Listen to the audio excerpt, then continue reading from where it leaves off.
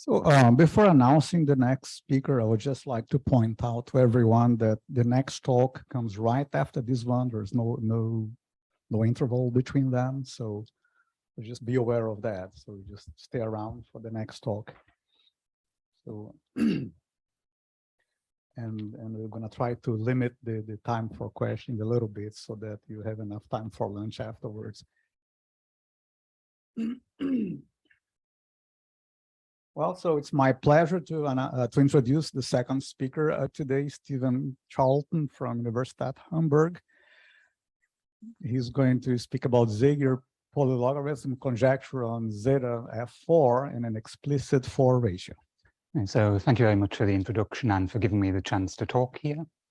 So yes, I want to report on some joint work that's been carried out with Herbert Gangl and Radchenko, where we are very much building on the recent proof that Alexander Goncharov and Rudenko gave for the Zagier's Polylog conjecture on zeta F4.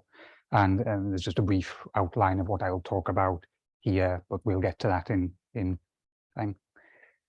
So the setting for Zagier's Polylog conjecture involves the Dedekind zeta function. So I recall the definition of that. Articulates this usual thing of summing up all the non-zero ideals in some number field, and we take norm of the ideal to the power of s. So this function is well known to have a meromorphic continuation to C with a simple pole at 1. And just as a simple example, if you plug f equals q, you get the Riemann zeta function. I think everybody here is familiar with that.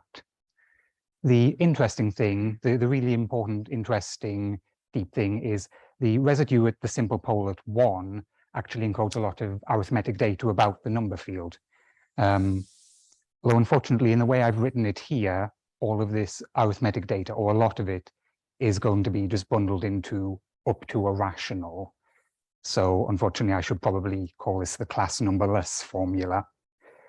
But the important point is that the residue of this pole at 1 is really relating a lot of important arithmetic information. So the discriminant of the number field, something to do with the number of real and complex embeddings, although the real ones are buried in a rational factor here. And in this rational, there's also the class number and the number of roots of unity. But today, what interests us is the regulator factor, which is some mysterious combination of logarithms of units of the number field. So again, it's encoding lots of important arithmetic data. And really what we want to ask is now, this is somehow expressing, say, the value at f equals 1, if you will allow me the air quotes, in terms of logarithms. And we want to ask perhaps what the values at 2 and 3 and 4 and so on are. So having the value at s equals 1 being something in terms of logarithms suggests we want higher logarithms, perhaps, to express the values at 2 and 3 and so on. So we need to take a moment to speak about some higher logarithms. That is the functions called polylogarithms. So the weight m polylogarithm is just defined as a very explicit Taylor series, z to the k over k to the m. And I think quite a lot of people are familiar with this already here, but it's sensibly named because the weight 1 case is just recovering us the Taylor series for minus log 1 minus z. So it really is a higher version of the polylog. And it's also kind of well known that from the differential formula you can compute from this Taylor series that you can get an analytic continuation to the whole complex plane minus the usual branch cut as a multi-valued function.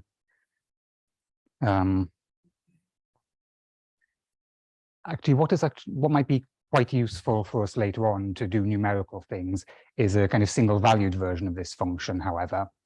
I mean, the exact definition isn't so important other than to know one can explicitly write something down. And later, if you want to do numerical computations, actually, for example, in Paris, get a value for zeta f of 2, zeta f of 3, and so on. You can then numerically compute the other side and check things work. So this is the single-valued version, some examples given here below. So in the weight 1 case, you get minus absolute value of 1 minus z. And that's kind of the thing that was already appearing in the regulator for the number field originally. So you have this determinant of logs of absolute values of elements of the number field. So again, this is kind of feeling like the right generalization. And now if I set up a little bit of notation, I can actually write down what Zagier's polylogarithm conjecture says. So we're going to write dm to be the order of vanishing of zeta f of 1 minus m. So explicitly, it's number of real embeddings plus number of complex conjugate pairs if m is odd, number of complex conjugate pairs if m is even. And just for convenience, we're going to order the embeddings in such a way that that we take essentially the complex ones first, well, half of them, the real ones, and then the remaining complex ones. And again, for convenience, we want to extend this single-valued polylog and all the embeddings to formal linear combinations. So I'll write down a formal sum in square brackets and apply an embedding to it or apply a log to it, and I just mean extend it by linearity. So then Zagier's polylog conjecture says that for any integer you pick greater than 2, there should exist these formal linear combinations, dm many, such that the value of the Dedekind zeta at m is up to a rational, some prefactor involving determinant, discriminant, and some power of pi. And what appeared as the regulator factor for s equals 1 here becomes this determinant, this dm by dm determinant of polylogs, polylogs at these yi's evaluated at all different embeddings of them. And the conjecture is up to a rational, this gives us the value of the Dedekind zeta.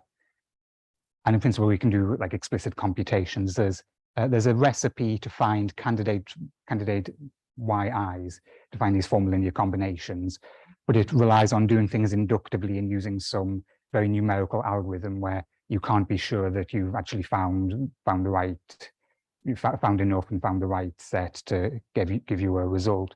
But in sort of any explicit case, you can compute with Paris on one side the value of the Dedekind zeta at something. You can do this numerical recipe to try to find y's and run them through all of the embeddings, and then check things match up. You take the quotient in Paris, run something like best approx to find an approximation as a rational, and get something like this. You can check it in any sorts of cases. So what is actually the status of this conjecture so far? Well, for s equals 1, we had this as the analytic class number formula, so you can see it as proven.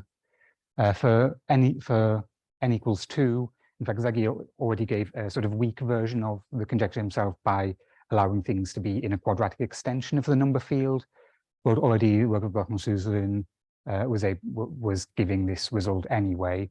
I'll talk more about how this goes via Borel's conjecture and results in a moment. This is just a rundown of what's known so far. So in the n equals 3 case, the breakthrough came in the early 90s when Goncharov was able to find a very nice, very general functional equation for Lie3, which was sufficiently strong enough to be able to prove this conjecture. And then we had to wait best part of 2.5, 3 decades in order to get progress in weight 4. This came with a very recent paper, the one I mentioned at the start, the one I have listed as Goncharov and Rudenko under there, where they were able to have a very geometric understanding of a certain identity that Herbert Gangl had already found in weight 4, and be able to use this plus a lot of other heavy machinery to give a proof. Now I'll try to explain some of the details in the rest of the talk. But actually the conjecture is I think also known for some special classes of fields like cyclotomic fields, where you can just write down everything explicitly and sort of decompose the Dedekind zeta function into product of Bell values. The point I want to make with this slide, though, is Goncharov does have a sort of vast, far-reaching idea of how to tackle this conjecture, and it's connected with having a very deep understanding of certain functional equations of polylogs, and goes via Borel's theorem as an important starting point to get these cases. Unfortunately, big red warning here is that in order to tackle a particular weight of this conjecture, you need a very deep understanding of certain currently unknown functional equations for polylogs and actually multiple polylogs, higher depth analogs that I'll talk about at the end. And we are quite far from having this general understanding. But let's move on now to actually how Borel's theorem fits into this to give us a chance of proving the conjecture. So in the 70s, Borel defined this regulator map from K-theory and was able to connect it with a very beautiful theorem to an expression for the value of the dedekind zeta at M in terms of the co-volume of a certain lattice that K-theory spans in the invariance under complex conjugation after you look at how K-theory of the number field embeds under all of these different embeddings. So if you think back a couple of slides to the expression we had in Zagier's conjecture, this essentially the prefactor was the same, and this co-volume bit was being replaced by a determinant of polylogs. So what we want to do in principle is to find a formula for the Borel regulator in terms of the single-valued polylogs somehow. And the fact I just want to use throughout the talk is that this Borel regulator actually arises from certain canonical classes. I can maybe say more at the end if there were any questions. But there's a certain canonical class in the continuous cohomology that you can use to capture the Borel regulator.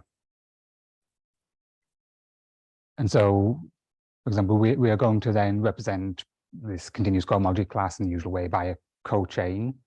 And as a fact, I'm just going to say in the weight 1 case, we can define a 1 cocycle in the continuous cohomology of GL1 just as log of a certain determinant. And from this, you can check that this cocycle condition corresponds to a certain functional equation for the log function, the usual thing we all know from high school. And as a fact, I just want to say this represents the class C1. So in this case, it's maybe not quite right to say that this is enough to give like a proof of analytic class number formula, but you can kind of imagine squinting a bit and seeing this should connect with the case S equals 1.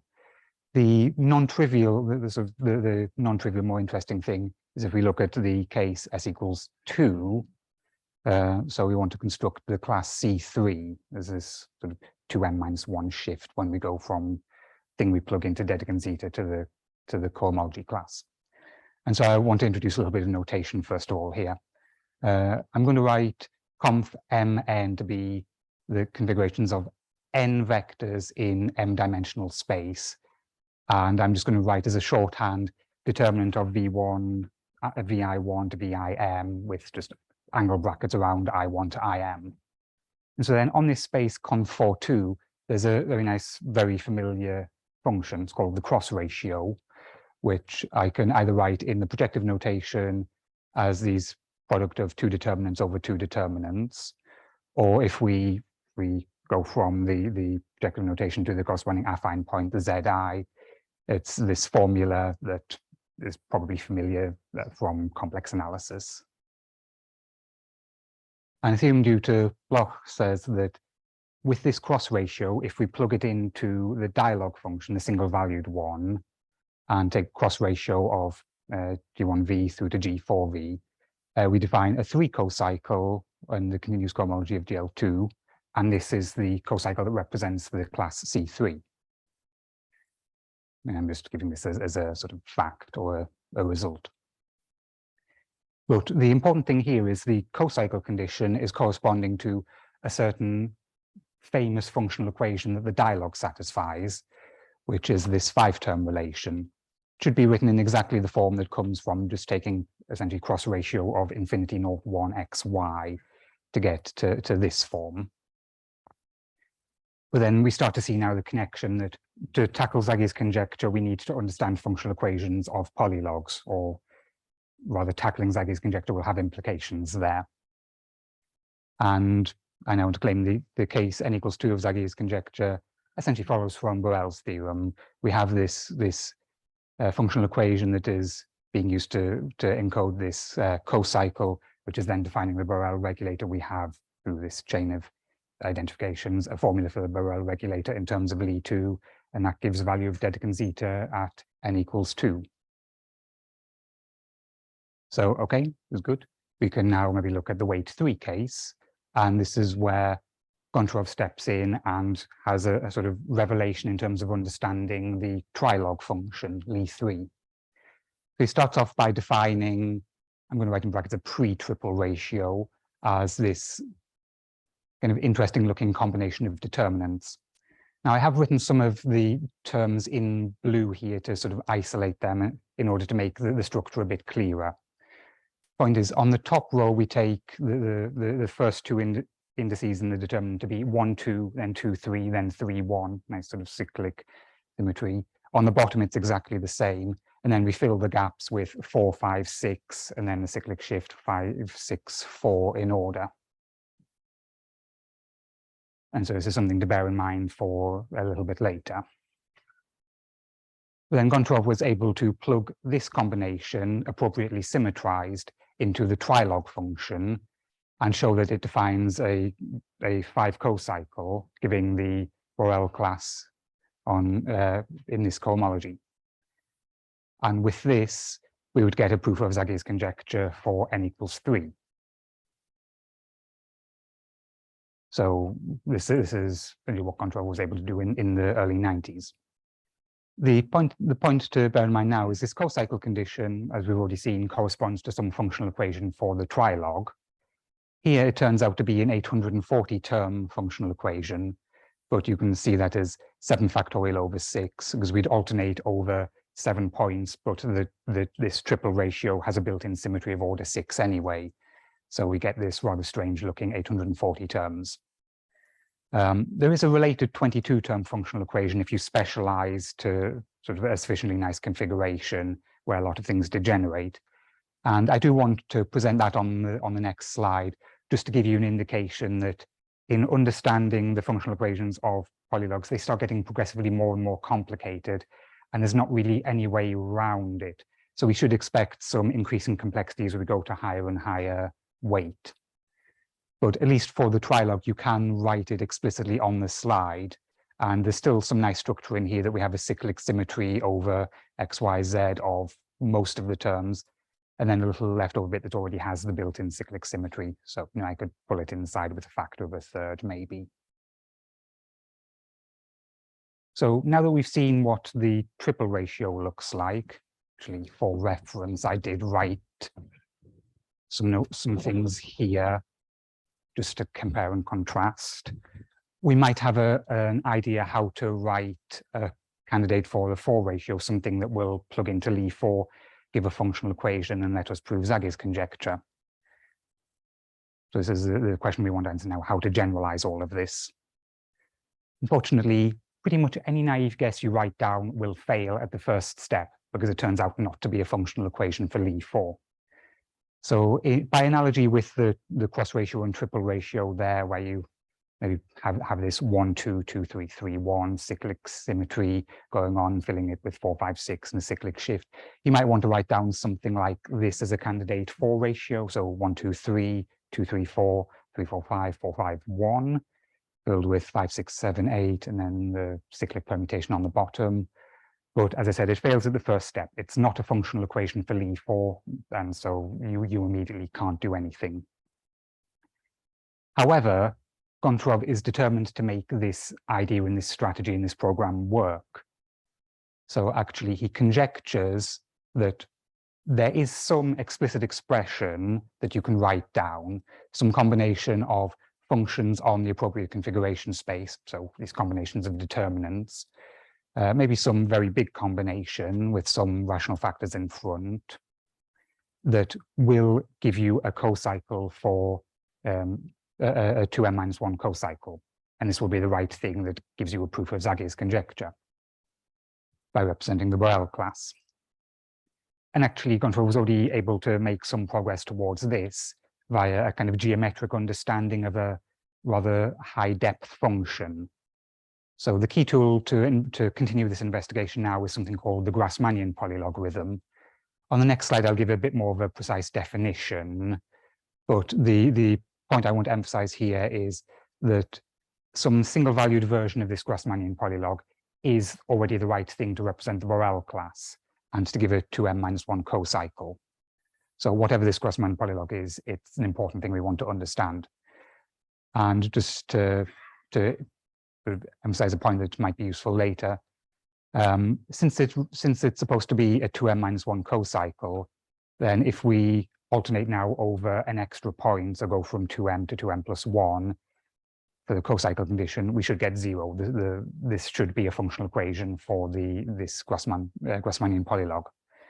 And actually, if you know what the symbol is, it's a kind of invariant of polylogs that you can write as by applying the motivic coproduct and writing it as a tensor of weight 1, tensor weight 1, tensor weight 1. This cocycle condition does become very manifest because you write the symbol of the Grasmanian polylog really as a sum of just a single term which depends only on 2m-1 points, on 2m-1 points that you alternate. You take the 2m alternation of, so that when you alternate over the extra point, it just visibly all cancels out. So Grasmanian polylog is the thing we want to try to understand and work with now. So I just want to give a brief indication of how this thing is actually defined. So maybe not the original definition, but it connects very nicely with some geometric insight now. So the Grasmanian polylog is supposed to be a multivalued analytic function that is the primitive of some geometrically defined Emoto polylog. So here we have the Emoto polylog in weight m-1 that we want to integrate to get the Grasmanian polylog. And I say the Emoto polylog is very geometrically defined because it really depends on two simplices, one of which defines the integration domain, one of which defines the integrand. So we want to integrate over one simplex defined by some vectors, and we want to define a differential form which has log singularities on the boundary of this, integrate them together. And so in, say, the weight 2 case, a fairly explicit formula is written there, and you can kind of imagine how to extend and generalize that.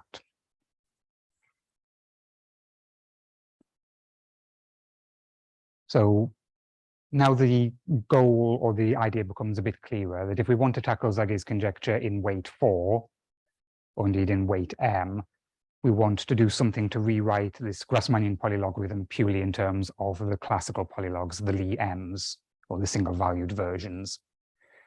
However, we again run into an immediate problem. At least in weight 4 or greater, this is just impossible, because there is an obstruction, this thing called the motivic co-boundary or motivic co-bracket of a polylog. So it turns out in weight 4, suddenly you have a non-zero part living in sort of weight 2, wedge weight 2, or weight greater or equal to 2, wedge weight greater or equal to 2. That means you just can't write this function in terms of the classical polylogs. However, fortunately, this is quite straightforward to fix, at least on a case-by-case basis.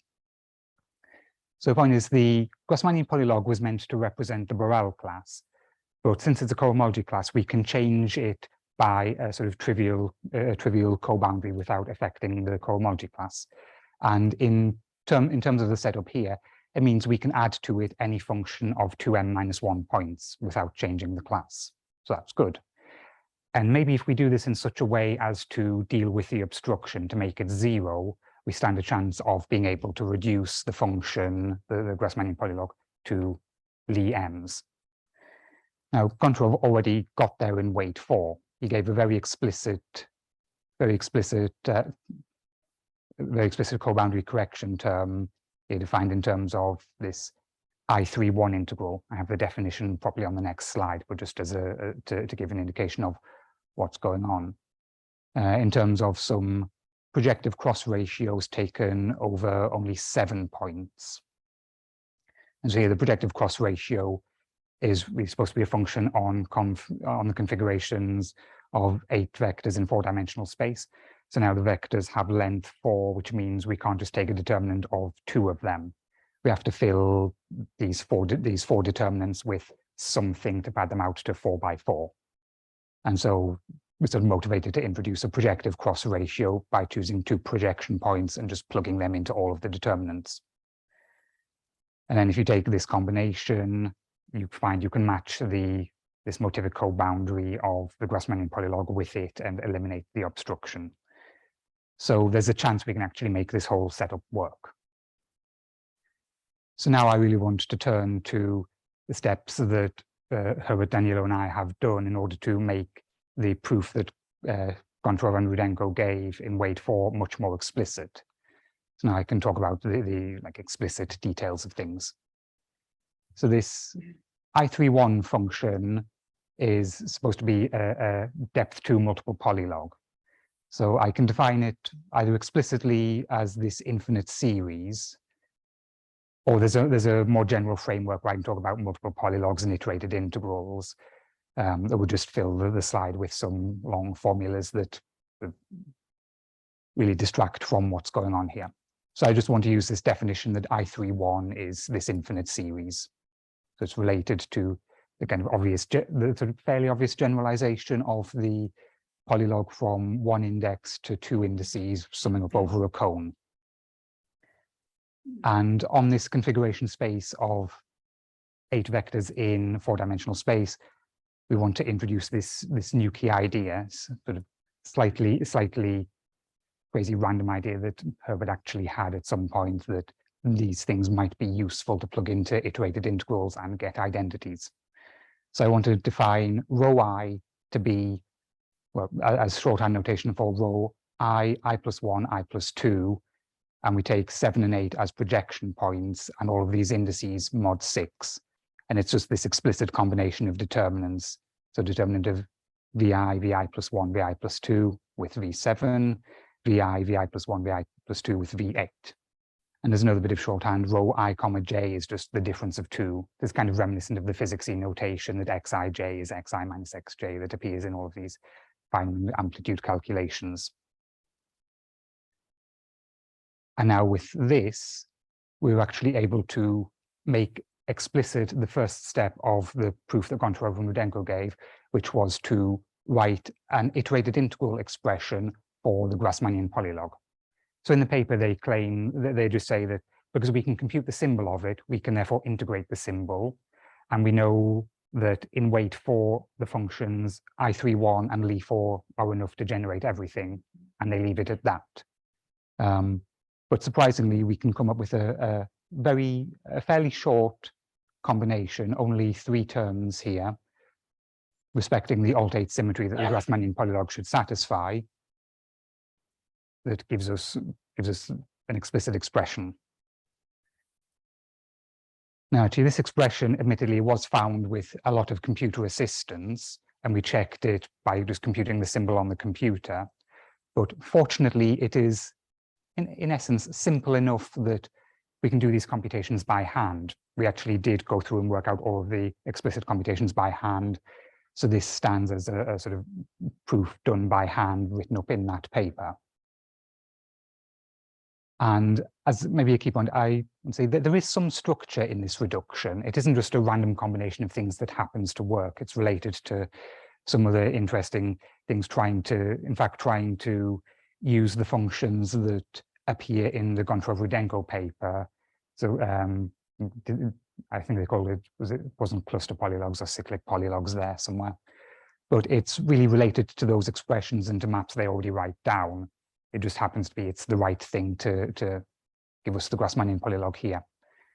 So actually, these 3 terms, well, these first 2 terms really are better written as 3 terms with maybe a cyclic symmetry. And we can write the combinations of rows appearing in here as cross ratios in rho I and naught and infinity. So there is some actual nice structure. As I say, this makes explicit the first step of the Goncharov-Rudenko proof. So that's good. The next thing we need to understand is actually the behavior of I31 a bit better. Because we want to, remember, take this Grasmanian polylog, subtract this co-boundary bit, and somehow write it in terms of Li4s. So we need some better understanding of the I31 function.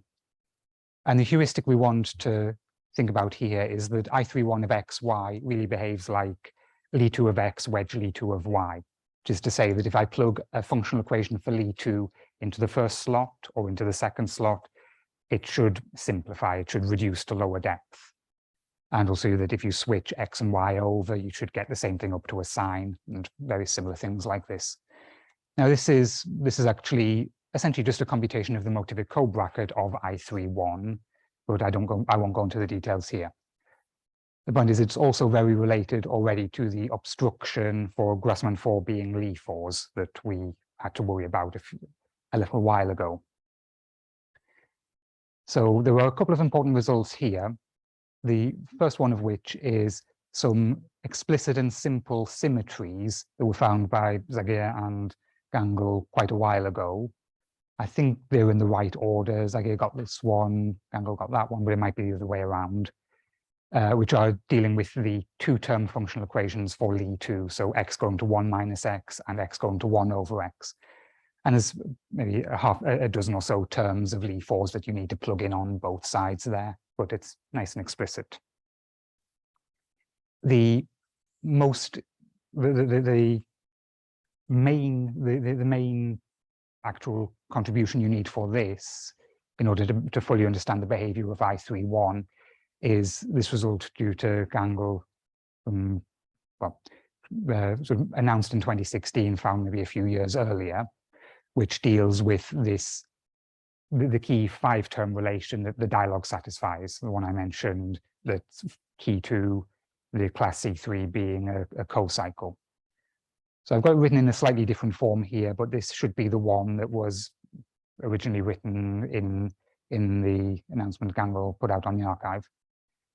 And the point is, if we take now this 5-term relation, plug it into I31, we should expect it to reduce. We should expect to get Lie 4 terms. And we can make them very explicit. There's in fact 122 of them with fairly complicated rational functions appearing in here, which are really up to, I think, products of 4 cross ratios over 4 cross ratios in the most complicated case. But the point is, it's all very explicit. It's written down. It's even available online. There's a copy. There's something you can copy and paste into Mathematica and work with, for example. But this is the key thing that helps us understand the behavior of I31. But as I said, this was found with lots of heavy computer assistance. Again, that seems to be the underlying theme of a lot of our work. In the paper Goncharov and Rudenko put out, they have essentially a geometric derivation of not this identity exactly, but something that's equivalent to it. So they give some geometric understanding of it, understanding the arguments in terms of some geometry and configurations of points that will reduce to this. It will essentially reduce to this. I think actually I at some point worked out explicitly what their identity should be, and it turns out to be a fair bit more complicated. It's maybe around 500 terms, with much more complicated arguments when you do it explicitly. But the geometric idea to get it is simple, and that's the key thing that is relevant in their paper. So now we have this good understanding of I31. We can try to make explicit the final step of reducing the Grasmanian Polylog. So if we recall from a couple of slides ago, I said that Goncharov already had this expression as the sort of correction to the co-boundary to eliminate this obstruction up to getting the right rational factors here. And so now the key idea is we want to take this expression, plug in the previous version we had in terms of I31 for the Grasmanian Polylog, and reduce this to Lie 4s. And we want to do it by writing it in terms of the 5-term relation. So this is where the sort of third step of the Goncharov-Rudenko proof is again fairly non-explicit. They say that because the 5-term relation is known to generate all functional equations for the dialogue, which admittedly is maybe not quite so clear until a paper came out by Zagier a little while ago, that was due to a bit of nudging from the three of us, Herbert, me, and Danilo.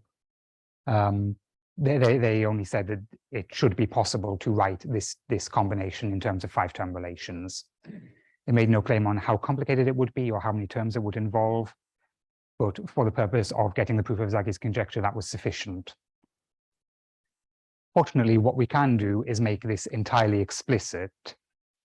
Unfortunately, it looks a bit ugly and a bit involved at the moment, but I do want to have it appear on the slides. One, to give you the explicit expression in order to match up with what my title claims, and two, to point out that in principle we had no idea how complicated writing this would be, and to only have essentially 7 terms here that have to be written, essentially these 7 5-terms. So each one of these cross ratio bits plus this combination of rows is being plugged into this expression we had for I31 by the 5-term and then 122 terms of Lie 4s. So to only have 7 appearing at the end is maybe surprisingly simple, all things considered. And actually, for convenience, I have made some symmetrization here. That means we don't have to worry about going from x to 1 over x or x to 1 minus x. So already the complexity is I'm sort of hiding some extra complexity here in a bunch of extra Lie 4s that appear at the end. But this is the key thing. We only have 7 5-term relations. We have an expression for each of those in terms of 122 Lie 4 terms, maybe with a bit of an extra thing to deal with the symmetry, and so we can write things very explicitly. In fact, the corollary to this is, since the Grasmanian polylog, if we alternated over 9 points, would vanish, by doing the same to this entire expression, we get this Lie 4 functional equation, turns out to have 1775 S8 orbits. So that just comes from symmetrizing all of this and maybe simplifying a couple of terms after you've written the I31 bit in terms of Lie 4s. And with a fair bit of computer assistance, again, we can even reduce this to 368 S8 orbits. This is what we want to claim as the candidate now for an explicit 4 ratio. We're hoping that we can actually do a lot more simplification and get it down to something more manageable that you could write down on a piece of paper. But the indications are it can't be that simple, partly because Danilo, during his PhD thesis, was actually trying to find this by more brute force methods. And it took this connecting with reducing Grasmanian polylog and doing all of this to get an explicit expression. But also we saw the indication from going from dialog to trilog, already a jump up in complexity. It's not unreasonable to think that going from trilog to Lie 4 will still be a jump up in complexity, and you can't reduce this beyond a certain point. But in any case, this is the Lie 4 functional equation that should play the same role as the 840 term for Lie 3 and the 5-term for Lie 2, and therefore give us the candidate presentation for K7 of a number field. Totally imaginary. It should work for general number field just by since the I mean, in the same way that the 22 term or the 840 version of it is supposed to be representing maybe the indecomposable part of K5 of a number field. And so for a number field, that's just K5 because there's no extra torsion. It should work in general.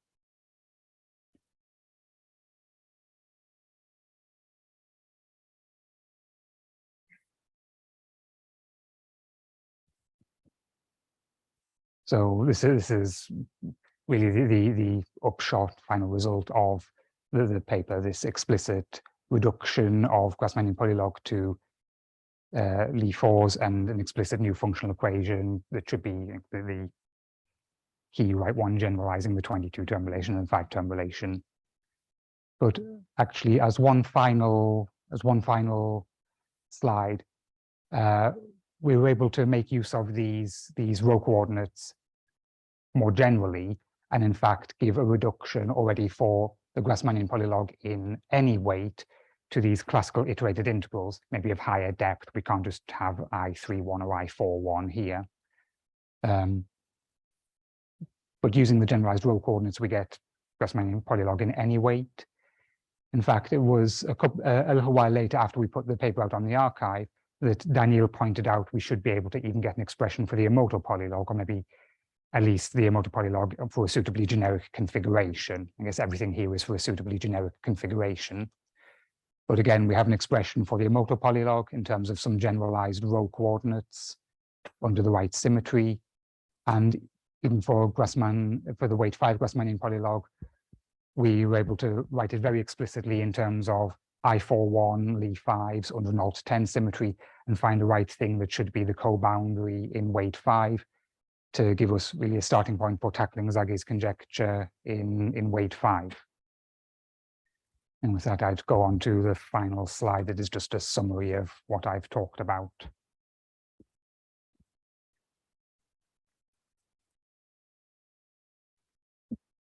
So I think that while the next speaker gets ready to talk, maybe you're going to have a minute or so for questions.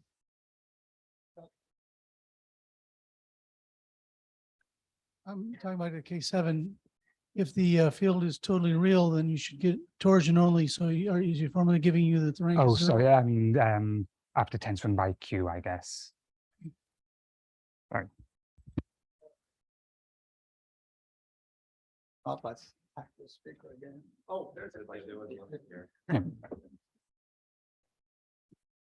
So do these explicit expressions that you get give you also explicit expressions for zeta f of 4 for some like the quadratic field in terms of I mean, if you mean trying to find essentially the y's that appear in here and get something explicit like that, I think the answer is still not really, because this relies on going via Borel's theorem to get the volume of the co-lattice. And so it doesn't really make any claim on here's how to generate the yi's. That's still a bit of an unresolved issue that you can have to do it numerically still to find to find generators for the lattice in the invariants and just check that it works numerically. Point is, we're making explicit the steps of the Goncharov and Rudenko proof that have a lot of non-explicit terms doing the reduction of Grasman to Lie force. Well, so let's thank the speaker again and.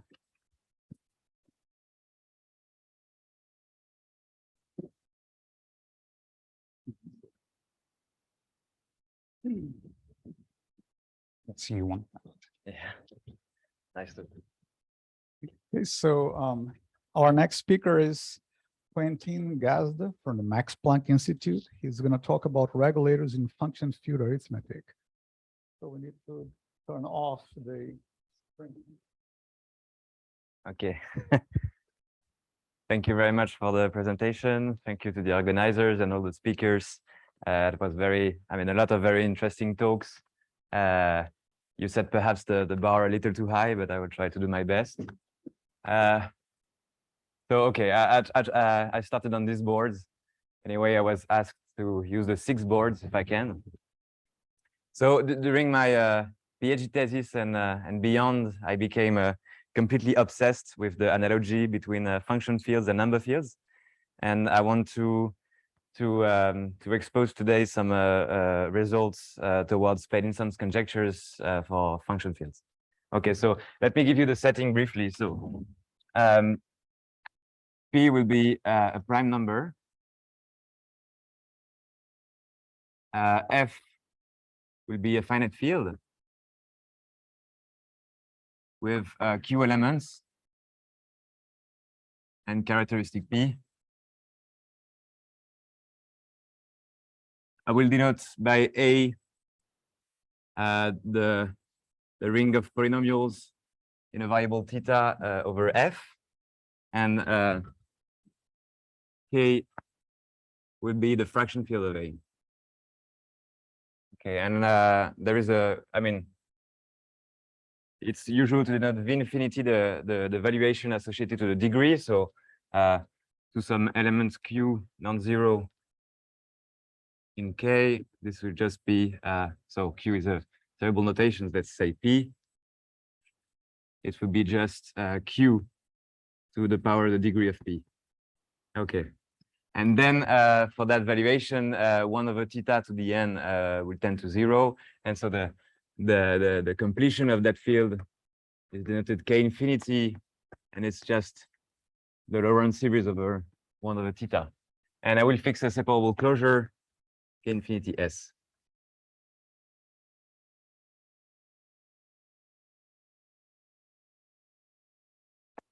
Okay, so those are the notations, and perhaps now the analogy that we are going to follow in this talk. So our ring A will be the analog of Z, included in some fraction field, so the analog of the rational numbers. Then I complete, I get the analog of the real numbers, and then separable closure, which will be my analog of the complex numbers. So many differences here already, mainly two. So first of all, K infinity S is not complete. And secondly,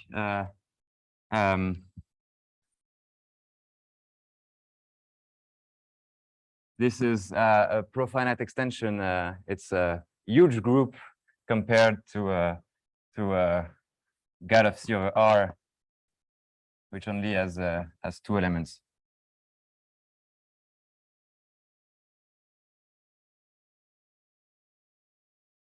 Okay. So let me pursue perhaps with some numbers. I should put quotation mark here in K infinity S. So there is the analog of 2i pi, which is the Carlitz period. So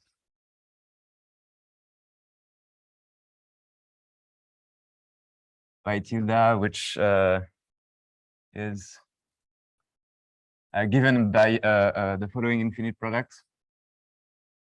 I equals 1, theta to the qi minus 1. And this is analogous to 2i pi.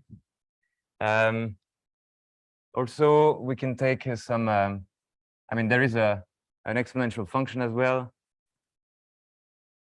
For any alpha in K infinity S, we can define the Carlitz exponential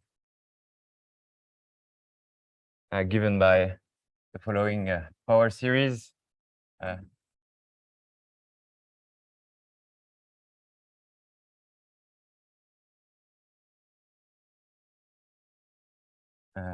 Okay.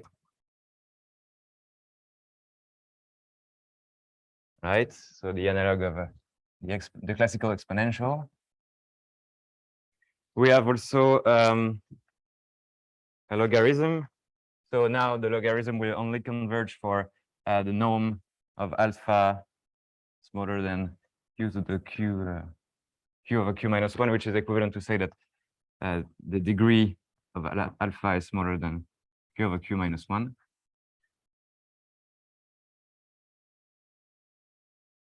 So I try to write down every formula I can, but this is okay.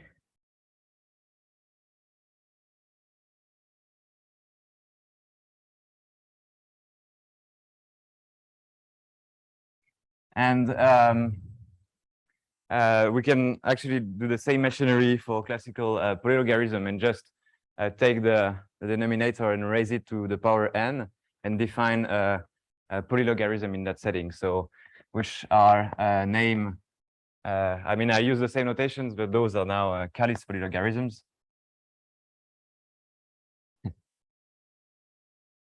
So now I put everything to the power n. Okay, and note that it converged. So since the classical logarithm converge for something that's slightly bigger than the unit disk, this will converge for, I mean, the radius of convergence will grow as n grows. So this is defined for the norm of alpha smaller than nq, so q minus 1. Okay. And there is also the very nice Carlitz zeta value. Everything is due to Carlitz and at that point. So m will be an integer bigger than 1, and we can form the following series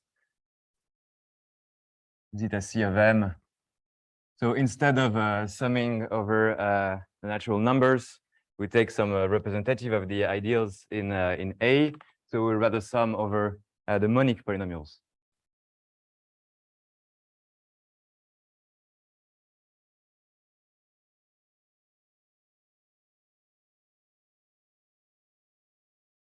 And just take 1 over A theta to the power m. And this converges in K infinity. Okay.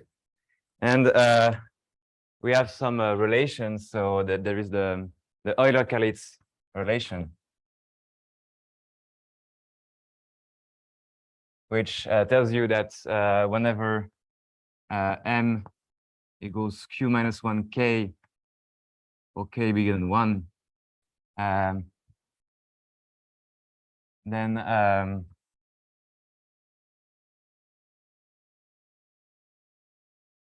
this can be written as some rational factor. So I write it explicitly. So there is something called the Bernoulli-Carlitz number at k over some Carlitz factorial. I don't give the definition, but this is an element in the fraction field of k, and then times some the Carlitz period to some power. Okay, so note here that q minus 1 is analogous to 2 because q minus 1 is the number of invertible elements in A, as 2 was the number of invertible elements in Z star. So yeah, q minus 1 is analogous to the number 2 here. And so note that it converges from m equals 1, and there is a nice identity for that also. So this is the but perhaps a class formula, I don't really know. That tells you that zeta c of 1 is the Carlitz logarithm at 1. So this formula was due to Carlitz as well.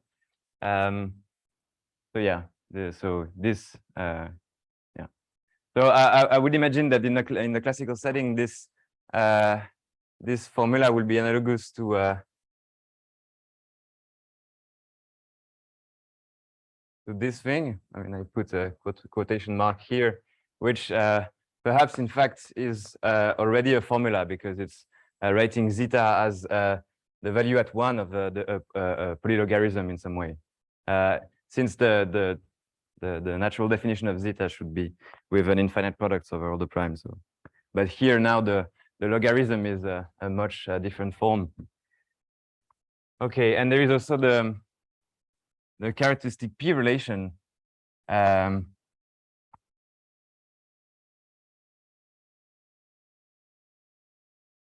Which is perhaps my favorite, but also it gives me a lot of trouble.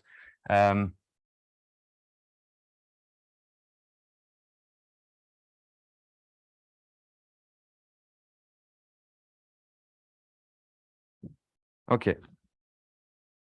And also perhaps I should say that pi tilde is actually a 0 of the Carlitz exponential. So I give you here some numbers in K infinity S without explaining why they were the right analog of the numbers we encountered in a classical setting. And in fact, this is due to the existence of the Carlitz twist, which is analogous to the Tate twist. But if I give you just the definition of the Carlitz module, you won't believe me that this is analogous to GM in some way. So I have to explain why this is analogous. So remember that GM is a functor that take rings and associate an abelian group to some ring, it associates the number, I mean, the invertible elements in R. But if we want to generalize this to function fields, there's some color perhaps. Yeah. Okay. We have to see actually rings as perhaps Z algebras and abelian groups as Z module. And now we can actually, I mean, the function field version of GM will be then something that takes some FQT module and associates not Z module, but an FT module. So I want to check. Sorry? Oh, no, sorry, algebra. Thank you very much. Yeah, no, this is, sorry for that. So, and I also want to change variables here to distinguish between the base and the coefficients. All right, so I will give you the formula and then explains why they're analogous. So you start with an F theta algebra R, and then you want to obtain an FT module. So as an F vector space, in fact, R is itself. So it will be R as an F vector space, and then we have to specify an action of T, and the action of T will be TR. So if I take R in R, then TR will be just theta R plus R to the Q. So you can wonder whether those two objects are analogous, because the definition seems completely different. And actually, you can. So what are the common properties that they share? So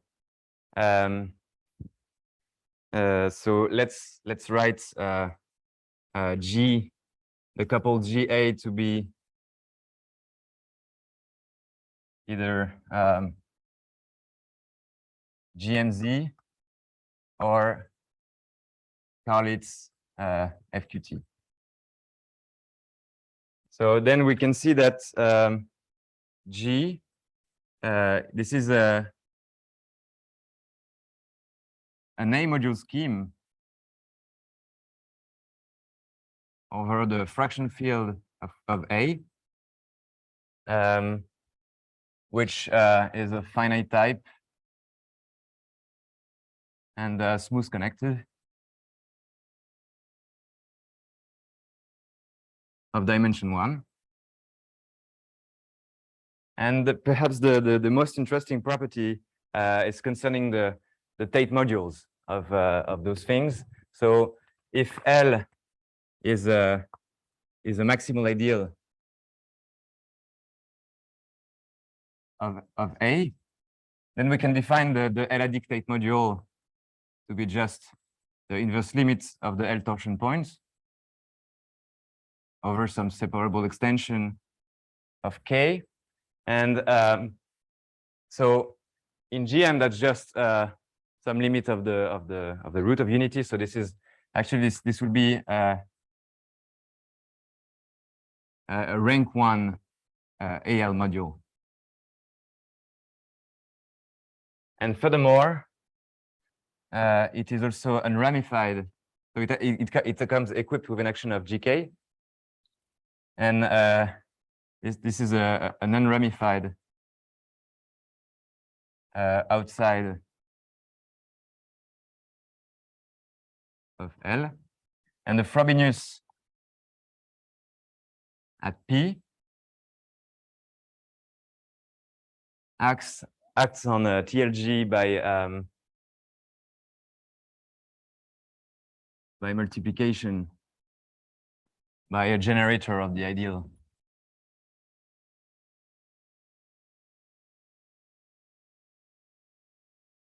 So here P is some ideal different from L. and it acts as a generator of this ideal. Okay, and 2 weeks ago, we actually spent some time in above alpha with Damien Junger.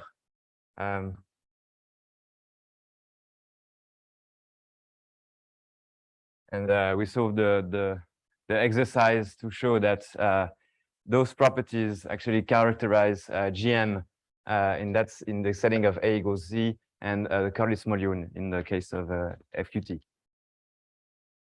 Okay, and so to the Carlis module, you can actually define some exponential function associated to that, and this will be the Carlis exponential. The period lattice will be generated by pi tilde. You have an inverse of the exponential that would be the logarithm, etc., etc. So the analogy actually works alike. And also that's funny because to me, that's the only explanation why n is analogous to the monic polynomial.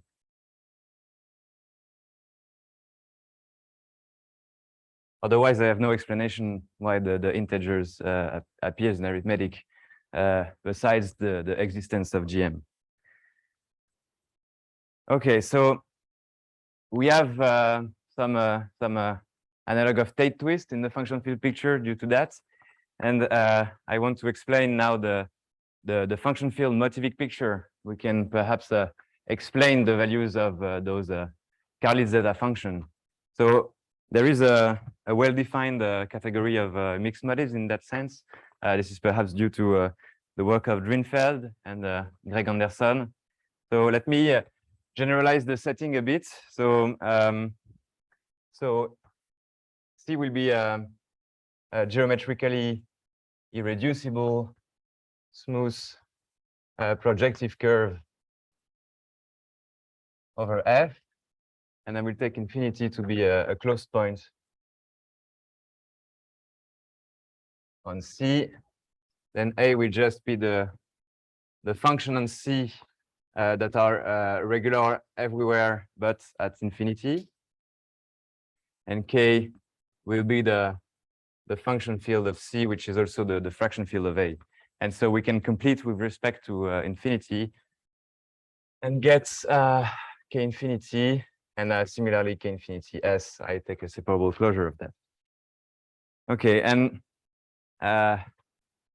so perhaps the main object, the main ring used to define Anderson motives.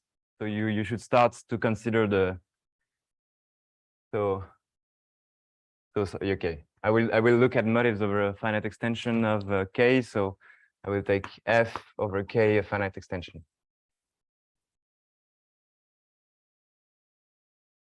But I mean, it can be inseparable. There's no problem with that. And so the story starts by considering this tensor product that has no clear analog in the classical setting, which I believe. So, and there is a particular map, which is the Frobenius on that. So I denoted by tau, which is just the endomorphism of that ring acting on A as the identity and on element of F as the Q Frobenius. So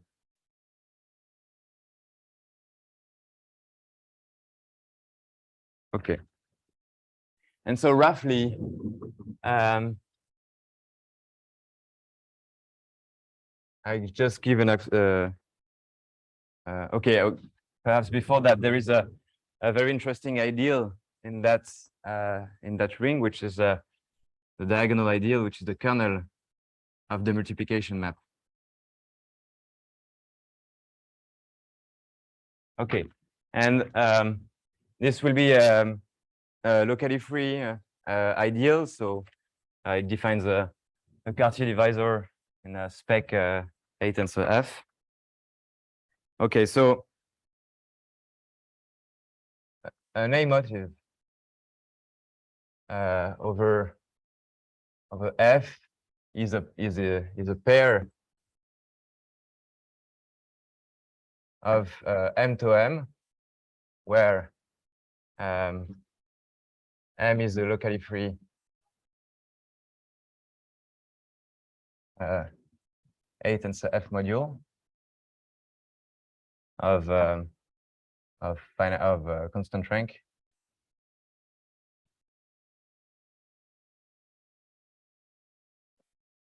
And tau m will be some tau linear isomorphism which is defined outside of J. So you just first pull back by tau, invert J, and then this is an isomorphism like this. Okay.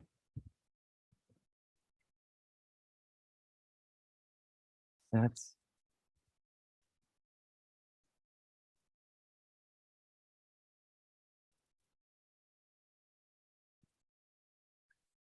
all right. Okay, so we also add some adjectives that I won't discuss, unfortunately. Mixed, rigid, analytically trivial, etc., etc. Some adjectives that allows to construct a category of Anderson mixed motives, and so we have this similar picture of a realization diagram. I don't know how to call that. So this is quite frustrating at first, but there is no varieties appearing here. So the category you start with are rather so some category of objects containing Kalis module. So here also Drinfeld modules and some higher dimensional objects. And then there is some functor H going to the category of Anderson mixed motives over F. So this is a very provocative notation, I'm aware of it, but those are then Anderson mixed motives, and you have as well some realization. So for instance, an Analytic one. So GK is the absolute Galois group of K, or F in that case. Sorry, I'm over F. You have also a category of mixed Hodge-Ping structures with some action of an infinite Frobenius, which rather means in that case an action of the full Galois group of K infinity S over K infinity. You have some Betti realization, so now it will now be some continuous representation A linear of J infinity in such a way that so actually all those objects will be A module scheme, so you can also take some Analytic Tate module in the same way I did with Karlitz, and you will get a representation, and this actually commutes. And here, for instance, you can to those A module scheme, you can attach an exponential function, and you would just it would be given by the kernel of that. So the kernel, the exponential function associated to E. And let me briefly say how this functor H works. So you just take an A module scheme. So E here, and H of E will actually be the homomorphism of F vector space scheme over the base field of E and GA. So since it's an A module scheme, A will act on the right by composition, and you will have a Frobenius acting on that part of the GA, the Frobenius of GA acting here. And so that's why you get some module with an action of tau.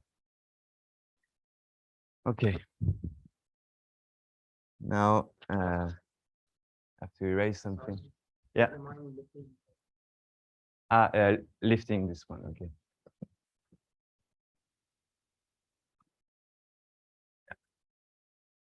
Okay.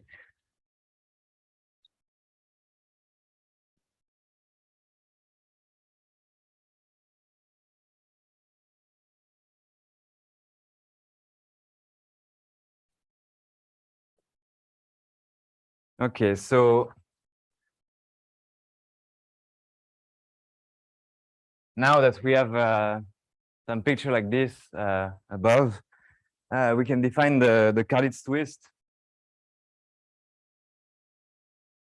being just the realization of the Kalisz module. And we can define similarly an as a1 tensor n times with himself, and okay. So with the convention that if n is negative, you take the dual. And so let me state some results I obtained. So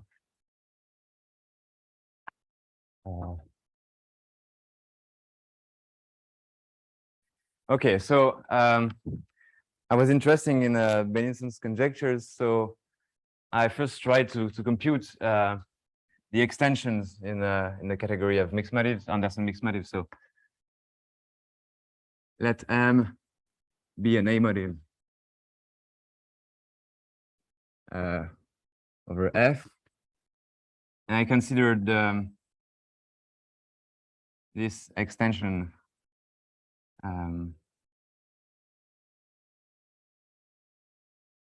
this extension groups module. Actually, it would be an A module, and I can so I define the subspace of extension having everywhere good reduction, which is of interest in the case of the Bennington's conjecture, which I just denote like this. And I realized that so classically you would expect that this thing is finitely generated, but it was not the case here. And there was actually two issues for that. So first of all, that's something weird, but the Hodge realization was not exact. I mean, it's not exact in that case. And so you have to restrict on extensions such that under the Hodge realization functors, everything became exact. And that's what I call regulated extensions. And secondly, this was still not finitely generated. I mean, this is still not finitely generated in general. And the reason is that J infinity is a huge group. So actually, if you look at the Betti realization, we give you some representation of J infinities. And this is an exact functor. So actually, applying this realization to an exact sequence of motives, you will get a map from the continuous cohomology of J infinity acting on M Betti. So note that classically this thing, I mean, this group has only two elements, so this is a finite group. But in this setting, this is huge. And so perhaps the first point of my result is that both the kernel, so let's give this a name, R Betti. So both R Betti and the co-kernel of R Betti are finitely generated A module.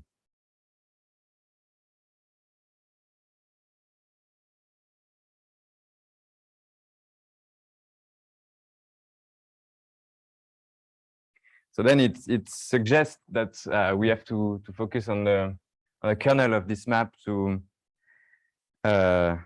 state an interesting thing on the L values. Secondly, so now we have to assume that the weights of M are all negative. Then actually,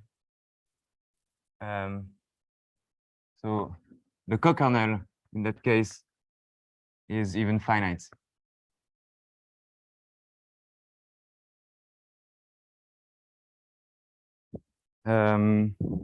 Okay, and so I wanted to relate the kernel of this map and the extensions of Hodge-Pink structures. Sorry, and the result that I obtain is that the rank of the kernel, which so let me give individual names to the kernel and the co-kernel. So the co-kernel, it will be the class of M, and then the kernel of R Betti will just be I denote this So it's kind of a good reduction at infinity condition. So I add some infinity here. Okay, and what I've shown is that the rank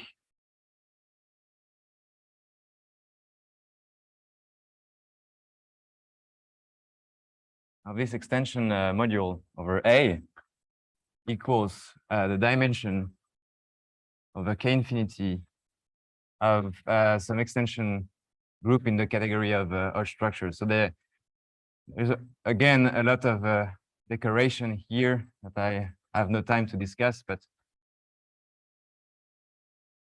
okay. So they have the same dimension. So naturally, you want to ask whether the regulator is an isomorphism, but it appears that it's not working in general. So because there is a regulator map from here now to there, but this is not true. So yeah, so actually this is a work in progress.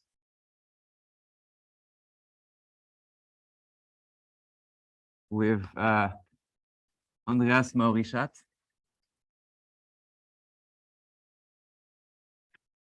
So I tried to compute the regulator quite explicitly, and I found some kind of a okay. Perhaps I should just state an intermediate result just before that. So we actually computed exactly the extensions in the case M is some Kalitz's twist. So theorem.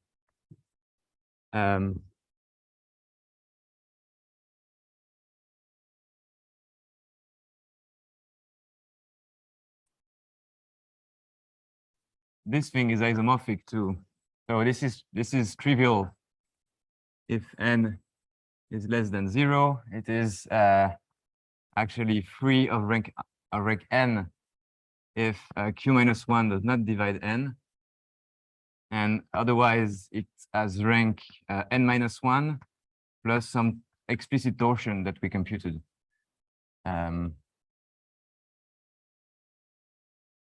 So normally you would expect classically that this thing is computed with the K-theory of Z. But here you recognize that as n grows, the rank of those extension module grows, and that actually due to the polylogarithms and the radius of convergence, the more n grows, the more there will be class extensions in here, and that explains why the rank is growing like this. And that's actually funny because this torsion appearing here, we actually realized that epsilon n times the Bernoulli-Kalitz number is actually integral. So similarly, it seems to hint that the torsion of this thing is related to the denominator of Bernoulli numbers, as it is the case in classically. Okay, and so then work in progress, we computed the regulator in that case, and we found, I mean, it is related to some matrix of rank n times n with, so here alpha is a basis of the polynomials in theta of degree less than n, and we actually find some matrix like that, and here some I don't know how to interpret those things, but they are like higher dimensional, like some kind of a quasi-period or derivative of those polylogarithms. Yeah. Oh, this is the same. So, yeah. Sorry. And like this, which are, I mean, you can compute explicitly, and whenever n is divisible by p, all the entries in this part of the matrix will vanish, and so the regulator cannot be an isomorphism whenever n is divisible by p. But when n is prime to p, it seems that all the coefficients of the matrix are algebraically independent. In fact, in the function field arithmetic, I mean, we have enough techniques to show using the motivic Gara group to show that some numbers like this are algebraically independent, mostly because they satisfy some Q differential equations. And so, yeah, so the strategy to prove that Beilinstein's conjecture is true whenever P does not divide n is to prove that all the entries of this matrix are algebraically independent, which is perhaps the weirdest way I ever proved that the determinant is non-zero. But yeah, so yeah, so perhaps I can stop here. Thank you very much.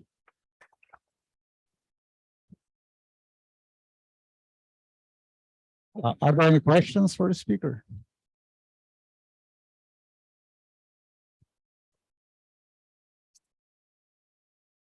Are these alphas then analogs of cyclotomic elements? You mean the higher polylogarithm here? Because otherwise you wouldn't expect LIN as a function, but rather a combination of objects. Just wondering. Yeah, I mean, actually, I can give you the definition. Those numbers are very easy to get. You just instead of taking the polylogarithm, you just replace 1 theta by t. So you just look at alpha qi t minus theta, etc. T minus theta to the qi, and then you expand that in the neighborhood of t equals theta. So the first thing you get will be the classical Karlitz polylogarithm at alpha, or t minus theta to the n, and then you have those higher numbers.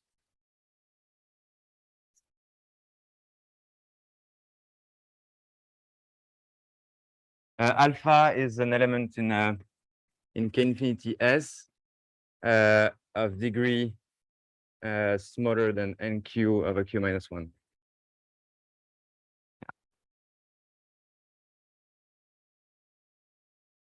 And then,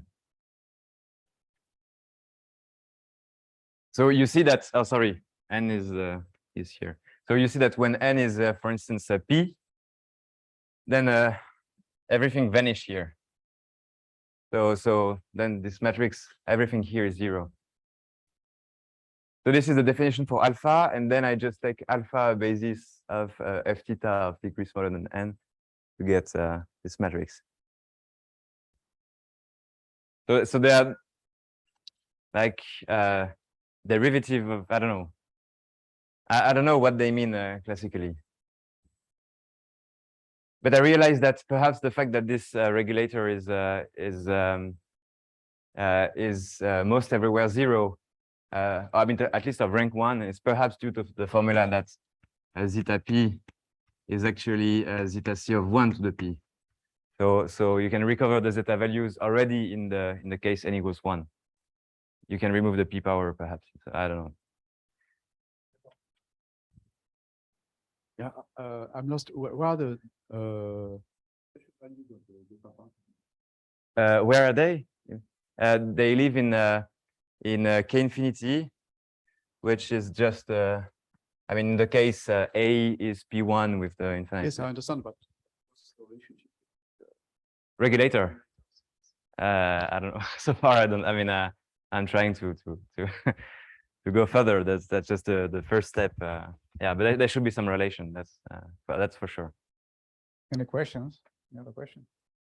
So I have a completely ignorant question that reveals my completely lack of knowledge of those things. No, and But would it make sense for, I mean, I was curious about if you could put some type of topology on the category of FT schemes or regular FT schemes and kind of maybe with some decorations, and then use C to define you know, kind of the sheaf and do a bit a la Voevodsky, take the smash products of that and some precious of appropriate transfers and create a cohomology theory out of that. that's a fascinating question. I actually I really don't know. I mean, that's yeah. I mean, the point is that those mixed motives, everything is working just with some module and an action over Frobenius. And I mean, Peter Scholze has some ideas apparently on Stuka over Z, trying to make those things work but I mean, it's not working so far apparently. But even if you look at prismatic cohomology, I mean, locally, we know how to attach to some rigid analytic variety some module with, or at least a complex of module with some action of the Frobenius, which really looks like something like this, but everything has to be replaced by Witt vectors. And so actually that's, I want to ask the converse question to the audience, whether there might be some definition of motives using rational Witt vectors or instead of. Any answers? There are no more questions. Let's thank the speaker again. And